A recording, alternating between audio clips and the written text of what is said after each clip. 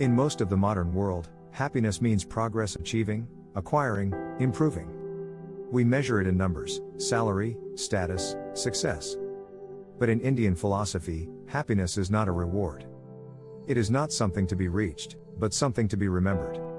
The question is not how do I become happy? But why did I forget that I already am? Happiness beyond pleasure in Western thought, happiness often begins with pleasure, the satisfaction of desire, the pursuit of comfort.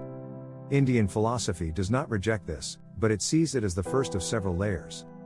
Ancient texts like the Vedas and Upanishads describe four aims of human life: Purusharthas, Kama, the pursuit of pleasure; Artha, the pursuit of material prosperity; Dharma, the pursuit of moral harmony; and finally, Moksha, liberation, the freedom from all desires and fears. The first two are outward, they build the world. The last two are inward, they build the soul. Pleasure and success are not wrong, they are simply incomplete. They teach us that no matter how much we achieve, satisfaction is always temporary. True happiness begins when desire itself grows quiet.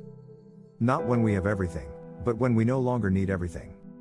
The self is the source of happiness. At the center of Indian thought lies a single, profound idea: Atman, the self, is not separate from Brahman, the whole of reality. The same consciousness that breathes through the universe breathes through you. This is why the search for happiness through possessions or status can never fully work. You cannot own what you already are.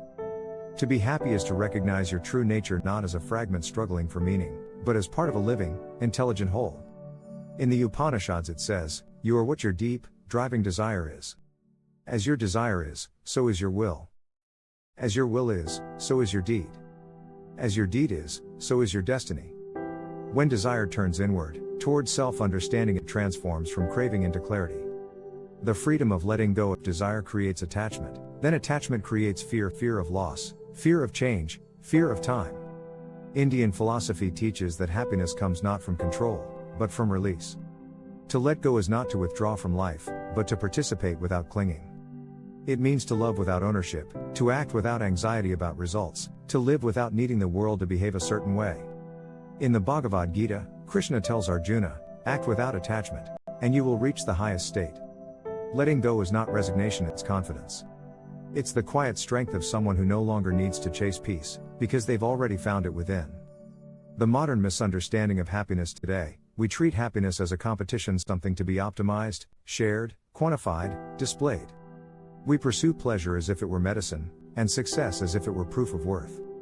But the result is often exhaustion, a sense that the closer we get to happiness, the faster it slips away.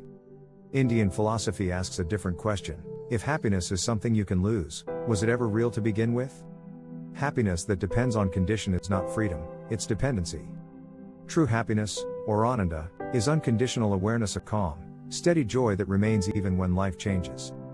It is not the excitement of the senses, but the stillness of understanding.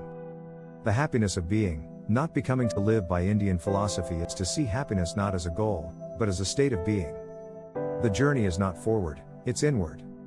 When the mind becomes quiet, and the self no longer demands, happiness reveals itself, effortlessly. It was never missing. We were simply too busy searching to notice. As the philosopher Sri Nisargadatta once said, "The mind creates the abyss. The heart crosses it." Conclusion: Indian philosophy does not teach us how to be happy. It reminds us that we already are. Happiness is not found in achievement, but in alignment, when the mind stops grasping, and the self recognizes itself in everything. You don't need to chase happiness. You need only to stop running from silence. Because in that silence, you will hear what the sages of India heard thousands of years ago: that peace, joy, and freedom are not destinations. They are your original state.